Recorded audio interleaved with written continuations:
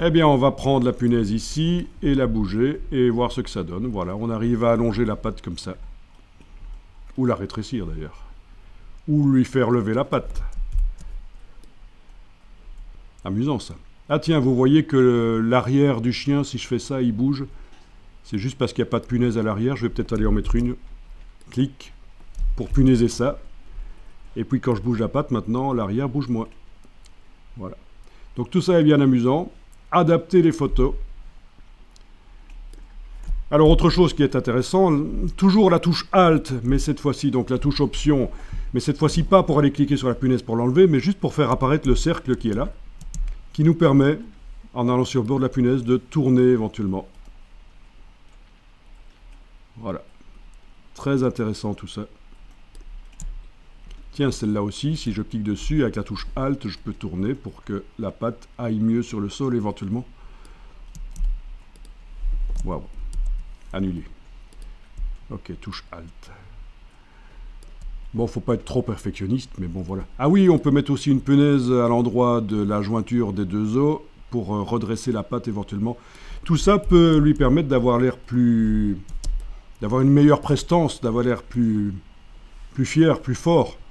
Quand on fait ce genre de choses sur des personnages, on peut modifier la musculature, l'ossature pour donner l'impression que, voilà, modifier un peu la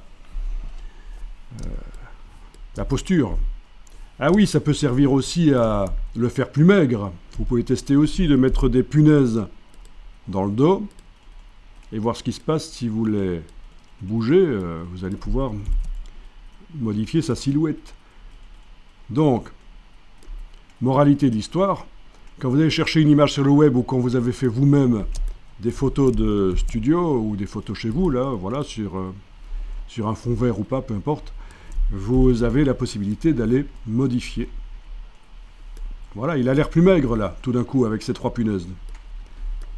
Tiens, ici, avec la touche Alt, on peut même bouger comme ça, oui. Ok. Voilà. On va aller repositionner la patte éventuellement. Le bout de la queue. Tourner.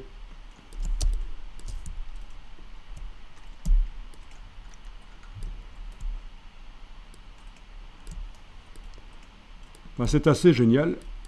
Bon, il faut juste faire gaffe de ne pas y aller trop, il faut que ça reste réaliste. Alors, la tête. Est-ce qu'on arrive à tourner la tête du chien? Ouais, mais non. Avec celle-là, peut-être? Non plus. Donc là, ça va demander un peu de boulot. Parce que... En fait, si on voulait vraiment tourner sa tête, il faudrait sortir la tête du calque du chien et le mettre sur un autre calque pour pouvoir la manipuler facilement.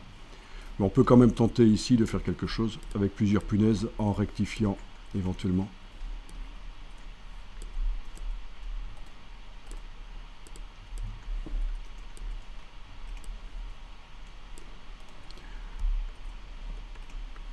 Mais avec la marionnette, on a intérêt, si on veut aller très loin dans la manipulation de la silhouette, de séparer les éléments sur différents calques. Les pattes sur un calque, la tête sur un calque, etc. Mais c'est pousser un peu plus loin. Ça va, vous arrivez, c'est pas la cata. Voilà, par exemple, si je voulais que la patte ici soit moins épaisse, plus svelte, il faudrait que j'arrive à la sortir sur un calque. Là, c'est pas possible, elle est dans le filet, je ne vais pas pouvoir facilement faire ça. Peut-être en faisant des choses de ce genre-là, mais même pas certain que ça va marcher. Non, ça risque de pas être très facile.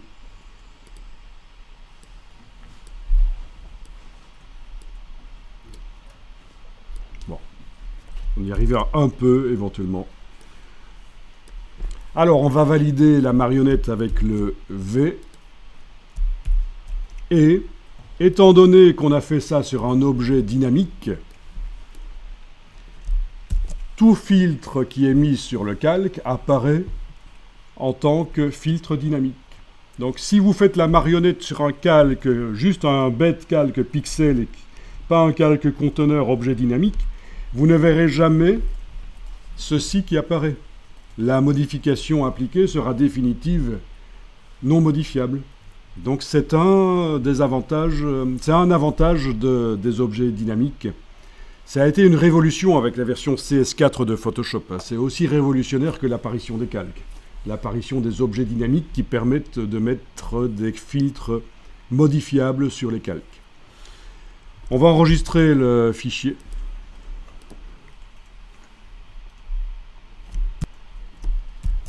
Voilà, je vais enregistrer ça sous le numéro 3 ici. Dans votre dossier jour 2 matin, c'est bien.